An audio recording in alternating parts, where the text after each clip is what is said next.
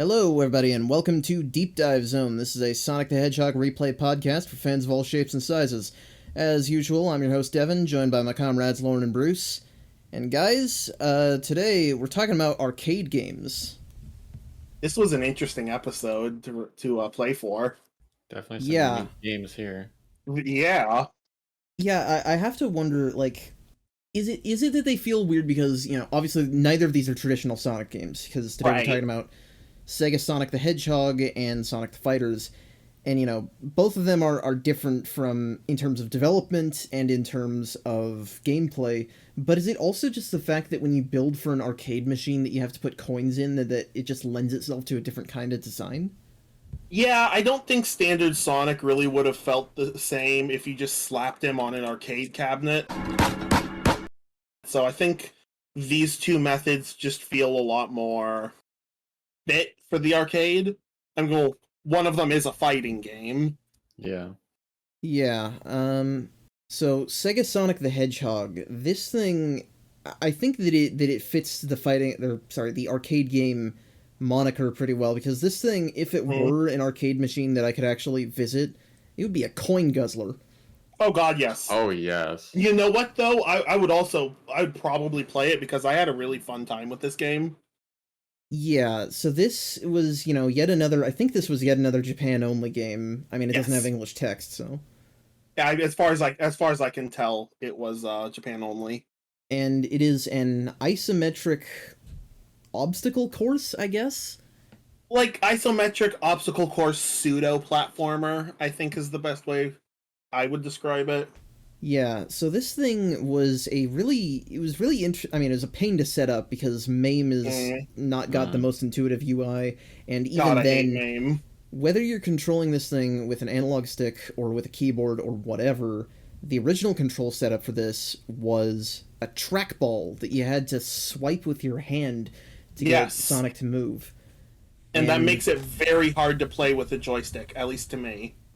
Equally hard to play with a keyboard too. Ooh, yeah, I can imagine. See, I can't even imagine that it was that great to play even in the arcades, because I'm imagining how big a trackball you would need for your entire hand to be able to do that. And I have to think you'd get tired of that real quick, which is, why the game gets more difficult. Well, here's a little fun fact, actually.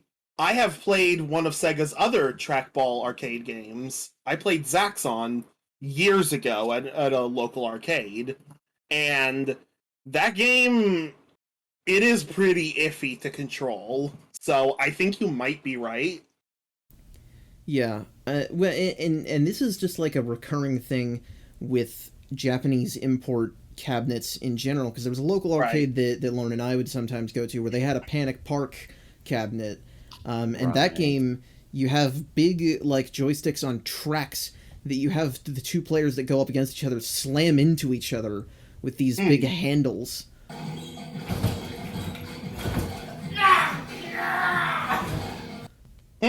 That's a good game, by the way. Oh, it is fun, but it's physically taxing, just like this thing. Yep.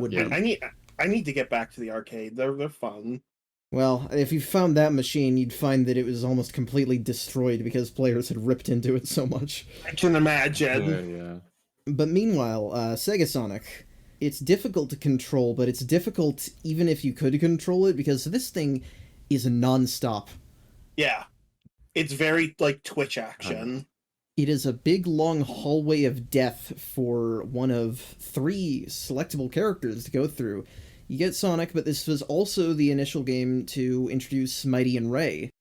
You say introduce. They failed to show up again for a long time. Yeah, I was about to say, Ray didn't show up again for, like, 25 years. Outside of comic books, yeah. True, yeah. Okay, yeah, that's an exception. I guess Mighty was in Knuckles Chaotix, which wasn't that long after this game. I should have checked when this game came out. I think it was 1993, I want to say. It was... I have the wiki page open. It was, 93. Apparently, it did have a North American release as well. Huh, that must have been incredibly limited. I wouldn't be surprised if it was, like, only Hawaii. And Knuckles Chaotix was 95. But after Knuckles Chaotix, Mighty didn't show up for, like, 25 years. Actually, more like 30. And I think that may have something to do with the fact that Mighty and Ray are both, prototype designs for Sonic. And there's a another arcade game that never got an official release called SegaSonic Bros. That was a puzzle game. That's right, I've heard of that one. And that game is old enough that they weren't even considering other characters. They just had red and yellow Sonics.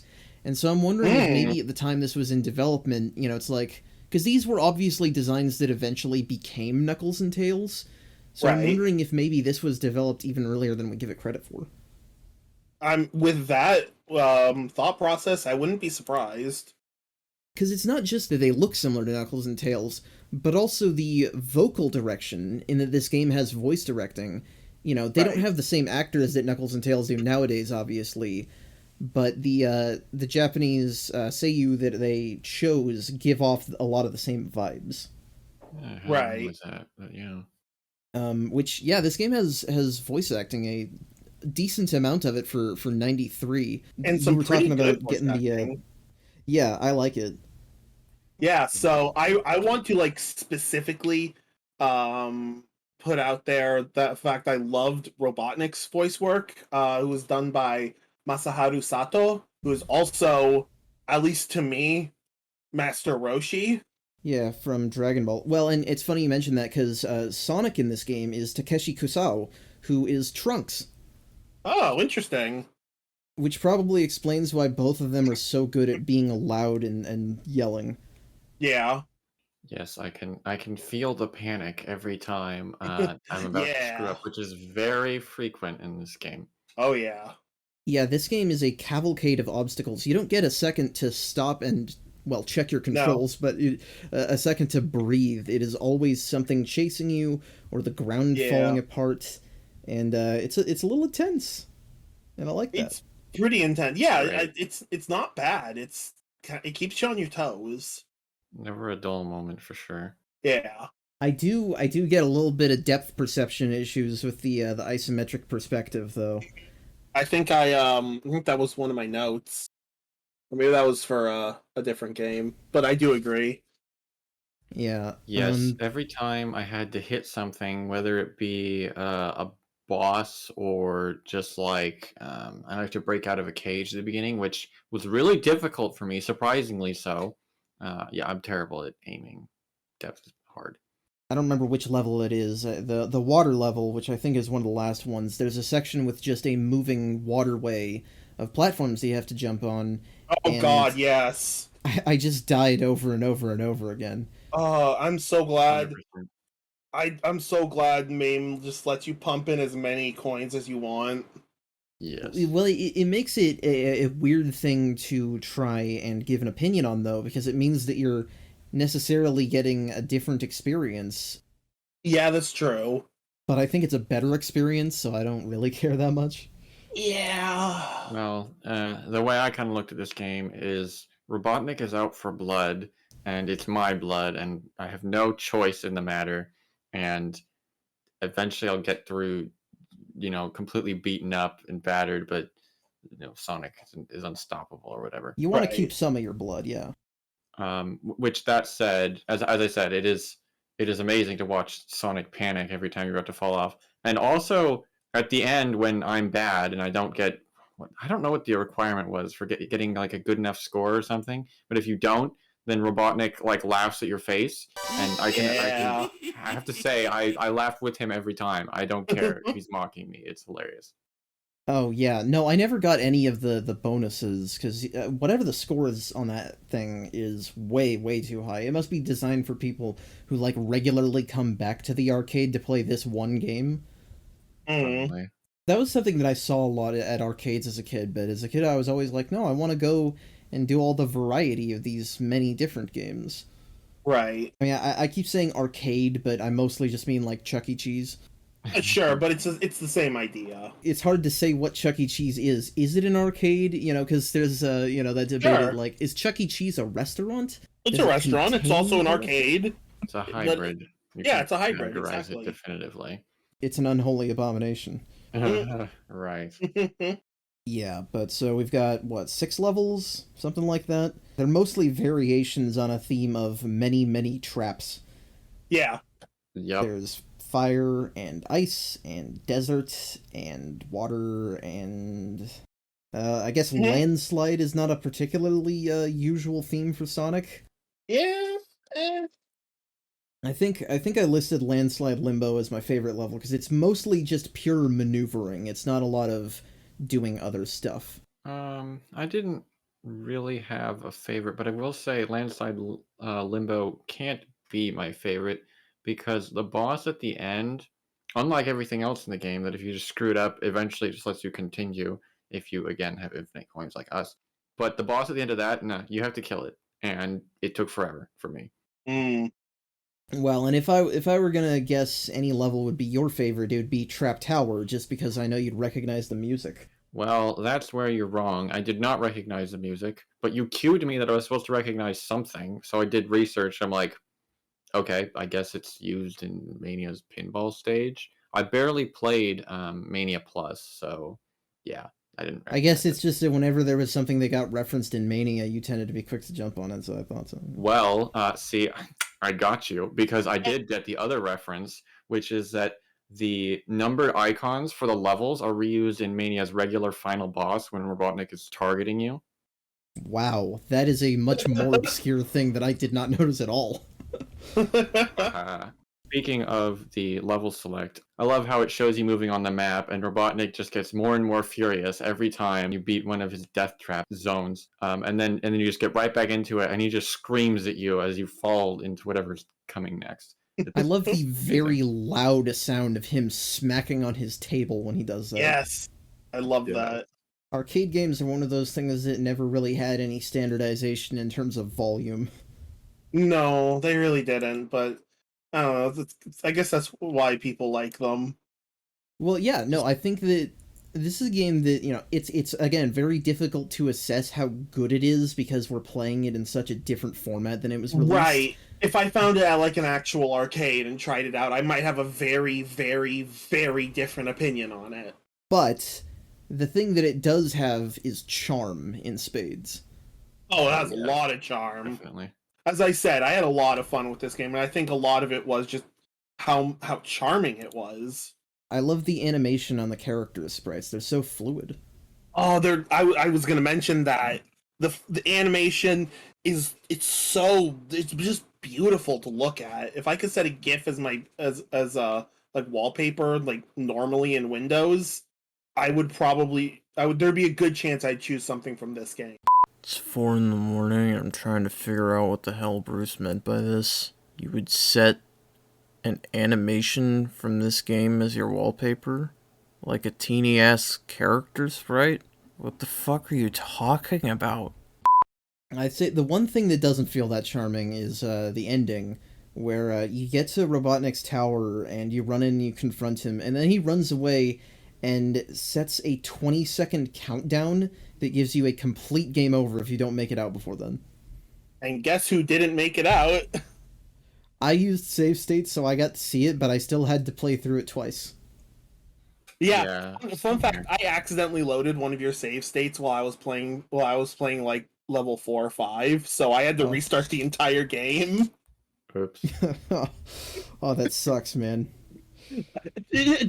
So with infinite coins, the game isn't that hard, or is not hard. Isn't that long at least? No, this is not a long game, no matter how you play it. Right. Makes sense. Because I mean, even if you didn't touch the controls at all, then it's like, the screen still tends to move a lot, which means that you may. I don't think you can autoplay it, but there's only a certain amount that can be done. Right. Funny thing that you mentioned, by the way, that it got a limited Western release, because there are sprites in the data of Robotnik's Western design, the Conehead SATA M design. Oh, really? Really? Huh. Yeah, they never went used, and I guess that does poke a hole in my theory of it being earlier, since I don't think that version of Robotnik existed at the time. Interesting. Or at least at the time that it would have had to been developed, Could have later, who knows? Yeah, but I don't know why it never got localized. I thought people would have found it pretty fun if it did. You'd think so. Well, in any case, SegaSonic the Hedgehog, it's fun. Yeah. But it was not my favorite of the two games that we're here to talk about tonight, because Definitely the other game not. that we've got is Sonic the Fighters. Oh, that was so much fun. So this game is based off of Virtua Fighter or Fighting Vipers. I've gotten conflicting things. I think it's the same engine either way. I'd say probably Virtua Fighter, because I think Fighting Vipers lets you actually like move in and out of the foreign background, I guess is the best way to put it, like Tekken. Whereas I don't think Virtua Fighter lets you do that. Yeah, well, in any case, this thing was in arcades. I think this one did get a Western release, but it's still limited.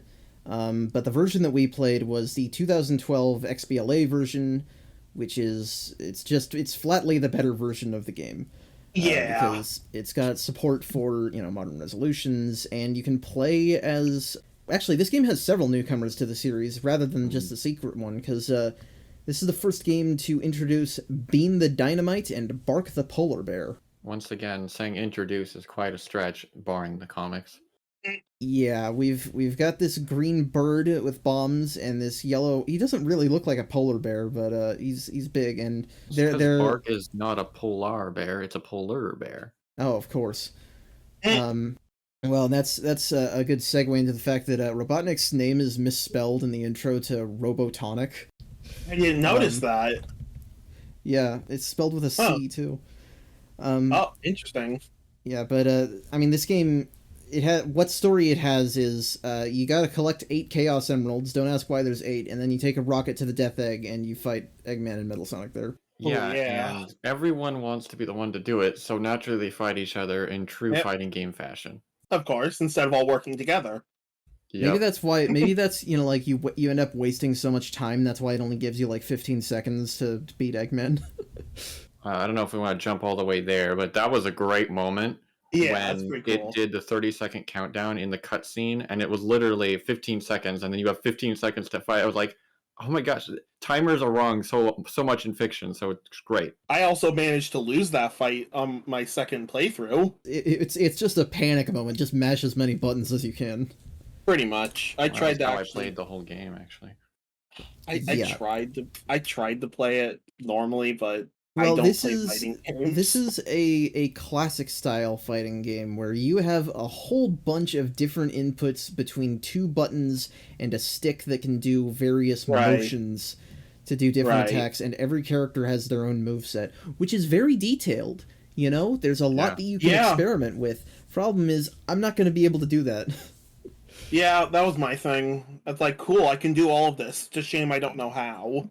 Literally, I looked at the moveset and it's like a spider web, and I'm like, Yeah, I don't know how the hell you do a quarter circle forward on a keyboard. Ooh, yeah. Yeah, I'm not. I'm already not a fighting game guy. It's like the most. The fighting game that I've played the most is like, friggin' Naruto Ultimate Ninja Storm, and that is an extremely basic fighting game with only a few different inputs. And this is more traditional, and yeah, no, I got through mostly by mashing buttons. I will say, it didn't really hurt the enjoyment all that much. I played on easy mode, so it wasn't a terrible time, and I at least figured out spamming hyper helps. Yeah, as a button mashy fighting game, it's still pretty fun. Yeah. Yeah, you go through each of the other fighters, and then Metal Sonic and Eggman, and it's vibrant. This game is full of joy for characters beating the crap out of each other. It's full of so much joy, and the music just slaps so hard. It doesn't sound like traditional Sonic music, but it goes hard enough that I don't care. It feels like traditional fighting game music. Yeah. Which is not bad, because fighting games generally have some pretty rad music. What characters did y'all pick? For the actual, the entirety of arcade mode, I did Sonic, Tails, Knuckles, and ended up also doing the entirety of arcade mode as Bark, because he's just really fucking powerful. He hits pretty hard. And then I did a few fights as every other character. That was automatically unlocked. I didn't try any of the secret characters, mostly because I couldn't get them working. Well, so I think what it is that Eggman and Metal Sonic, I think you can only play as in multiplayer. No, that was so annoying. You know what? I was going to try multiplayer with my girlfriend, and then we forgot. Yeah, I did do multiplayer. For the arcade mode, I just played Knuckles because he punches stuff, so it fit. Right. Also, I like Knuckles. And then I just cycled through all the characters. I played the multiplayer with my sister. It was a grand old time. I can confirm it is very fun with two people, Yeah. even they don't know what they're doing. 2 keyboards or? Yeah, no, I just plugged in another keyboard and we split Makes the key. sense. All right. Yeah. So I picked Espio at first when I was playing when I was emulating Gems Collection to play this. I picked Espio because I knew Here's the thing. I knew Bruce was gonna pick Sonic and I knew Lauren was gonna pick Knuckles. So I was like, I got to do someone who's not either of those. That's fair. Yeah. But I got like 2 stages in and realized, wait a minute, can Xenia run this? And it turns out that it runs it better than Gems Collection runs on Dolphin. That's a very good thought. And yeah, it ended up being fun. I played the rest of that with Honey, who is our secret character, and I'm like a secret Honey fan. Like I have a very low key love for this cat girl. Interesting. If only because she was cut out of the game initially, and they added her back, in the 20 years later remaster. She does also have a pretty nice design, like... Yeah, and she is apparently based off a Fighting Vipers character, I think. Yes, based off the character Honey. Yeah, which this whole game is basically based off one developer putting Sonic and Tails in there as a joke, and then another being like, yes, do more of that. Interesting, okay. It's perfect. I mean, hey, it worked out. It's funny how later in Sonic Adventure it looks a little awkward, but I think they really got the characters good in sort of a stylized, low poly-ish, 3D sort of a look. They've all got their character right on. I can see it. It's oozing out of them. It's amazing. I think it works well because the mid-90s like Saturn PS1 low poly look it just works. And it looks really nice. Yeah, it's like sort of between 5th and 6th gen, which creates a very unique aesthetic, but what is most important to me is squash and stretch.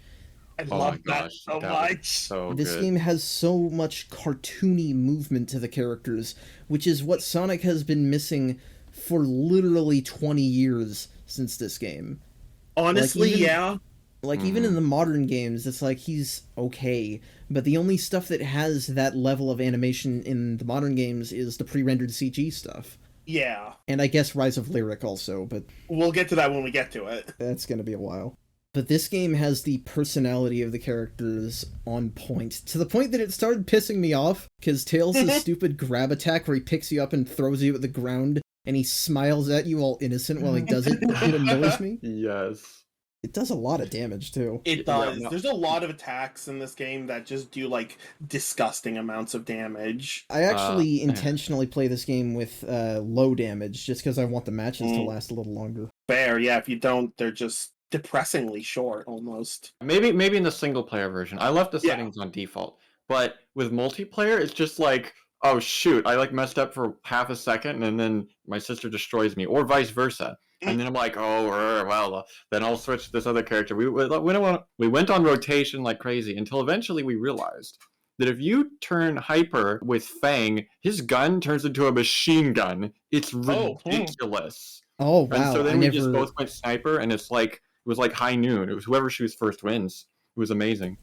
That's awesome. Can we also talk about how annoying Fang's gun is to fight against? There's a couple annoying characters.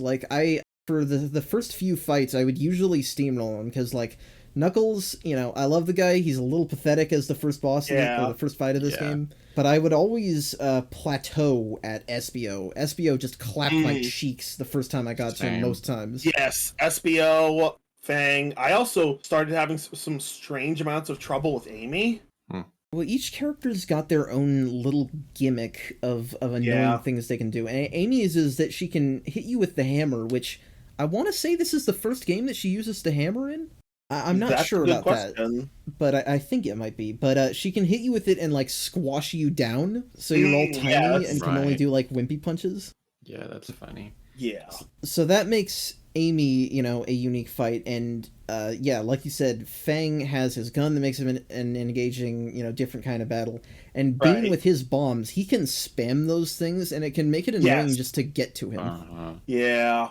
Yeah, with the ranged character, it was like, okay, so now it's a puzzle to see how I can get up to them and then hit them real hard until they go down. Yeah. Pretty much. It's like I kept trying to experiment with new things even after the fact, because like I didn't know that if you just run past a guy, like you run at them and they dodge out of the way or something like that, you can run up the side of the ring and do like a pro wrestling jump. Okay, so that confused me the first few times I did it. It's hard to land, and I'm not even sure it's really that useful, but it looks fun to do it. It's fun. That's what's important. Yeah. There are a number of fun moves in this. There's a way you can like jump behind your opponent and then they get confused and you can hit them. Or, well, we already talked about the attack where like Tails picks you up and he looks too happy. Well, I also like when Sonic was there, I'm like, okay, he can't be like super fast because it's a fighting game. It wouldn't really work a whole lot in this setting. But then he like spin dashes around you until your character gets dizzy. I'm like, okay, that's pretty good. Yeah, that's pretty good. Sonic himself is really weird because I wanted to say I played as Honey the first time and I struggled to get through it. I used her like flying dash attack and her like butt smash. Both of those things are good for disarming the enemy. Because you can break the enemy's shield, and I never used the shield, so that was basically an objective advantage on my part. Yeah. Yeah, but... I don't know if it's because I don't know how the game works. Probably is. But the shield seemed pretty unhelpful. If I used it, the AI would just wait and then hit me when they were down. And if the AI used it, I just smashed it and then hit them. So it's like, what's the point of this? I will say you can trade them for hyper mode or whatever it's called instead. And that is what I used it for. I spammed that whenever I could. Makes sense. Well, and that's like a thing with shields in games in general. Like, even as a Dark Souls fan, like, I don't tend to use shields because I tend to block and then either, I run out of stamina or I stop blocking too soon or whatever, and it just ends up not being useful to me. If I can just dodge, not even necessarily using a dodge move, but just by maneuvering, I tend to do way better. Like, I don't block in Smash Bros. Either. Interesting. I played through with Honey, and then I did my second playthrough as Sonic, and Honey I struggled a lot on, but then I played as Sonic, and it was like I got through it lickety-split, and I'm like, is Sonic really that much easier? And then I did another playthrough as Sonic later, and I didn't do half as well, so I'm not sure what the difference was. It's got lucky. Who knows? These matches can be fast, as I said, so if you just get the jump on your opponent early on. Pretty much. Yeah, well, and it's sort of the same principle as SegaSonic, where, this would have required more coins each time you lose, but now you can just press the start button and it feels a little bit better. Right, yeah. So this is a fighting game, but they did their work to add in little Sonic things. I was so overjoyed when I held down and then hit a button and then my character spin dash. I'm like, are you serious? You could spin dash? And I love that like the characters, when they get hit, they lose rings. That's great. Yeah. I'm just imagining like Sonic Origins comes out and we get to the Knuckles fight in Sonic 3 and Knuckles, and suddenly this game starts up. Oh my gosh. It's like that would be taking it a step further than the Puyo boss in Mania. Yeah. One thing I will say is the stages that are based off zones are a little bit mixed. The Casino Night one, yeah, it basically looks like Casino Night. The Mushroom Hill one looks wrong. It looks like they made a mushroom stage. Like, is there a mushroom stage in Sonic? Yeah, I think there is. Okay, we'll just name it off of that. And when, like, the orange mushrooms that it's got surrounding it, they don't really convincingly make a ring. Yeah. It looks a little jank. I feel like when I run at it, I'm just gonna run through them and out into the world, and suddenly we, turn into an open-world RPG. I'll tell you the other thing I didn't know. This is, I think, by far my biggest complaint with this game is...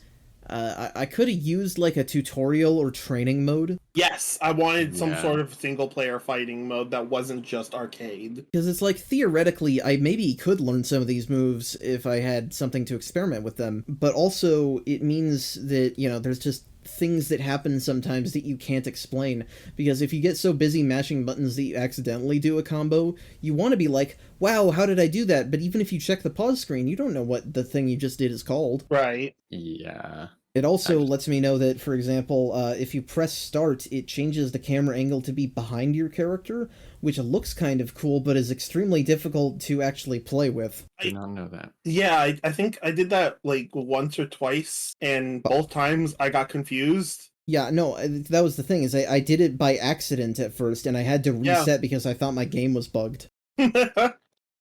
I do enjoy that the Xbox Live Arcade version added in, Honey, and then just for fun, the arcade mode exclusive Metal Sonic and Eggman as well. That is nice, but it's kind of weird. Honey has everything, but for some odd reason, Metal Sonic and Eggman, two things. One, they can't enter Hyper. I don't know what's up with that. The other thing is only one player can choose them, which is really annoying. That is odd. I remember reading something about these, which is that if you choose a character that is not Honey, Eggman, or Metal Sonic in the arcade mode, you eventually have to do a mirror match when you get to the fight that would have been them, which I guess is the first one is Knuckles. Yeah. But I remember reading about, like, Honey, like, how initially I think she didn't have, like, a grayscale version. She had an actual alternate palette for two-player or something like that. Still does in that version. So she's not grayscale if you do Honey versus Honey? She's got like a blue and yellow getup. Okay, so what this is I think that the XBLA version is still emulation, and that a lot of the changes they made are through, certain kinds of code. So it could be that because Honey was a mostly finished fighter, they were able to repair that with a relatively minimal amount of work, but giving Eggman and Metal Sonic those certain things that they don't have because they weren't meant to be fighters, they were bosses, that could be why they don't have them. I suppose that's fair enough. Yeah. But then you have to fight over who gets to play as them. Yeah, and I could be wrong, because, there's still unfinished stuff in the game. We not that long ago found, like, for a really long time, players had known that there were expression sheets in the game for everybody with, like, hard eyes, but they had no idea what they were for, and then we eventually found this unfinished, like, seduction move for Honey, and it's like, oh, that's what it's for. That's weird. Which also confirms that both Honey and Amy are bisexual, but, don't talk to me about that.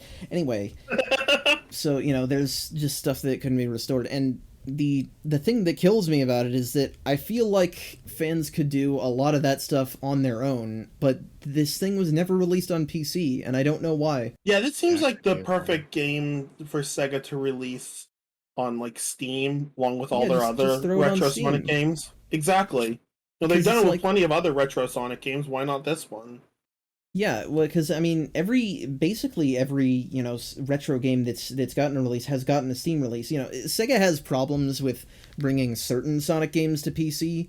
Like, everything between Shadow and Colors is not really on there, They need to port the Advance and Rush games, too, but, 100%. Yeah, it seems like, especially given that Xenia takes nothing to run it, it's like, what are you doing? Xenia just surprisingly runs a lot of games out of the box now, so if an emulator can do it, I don't see why a PC can't do it natively. Well, it's not like I'm expecting Sega to bring their own 360 emulator, but like, since this thing was on both the 360 and the PS3, that means they must have had a relatively versatile version of it for that. Sure. They gave Lost World a PC release 2 years after the fact, so...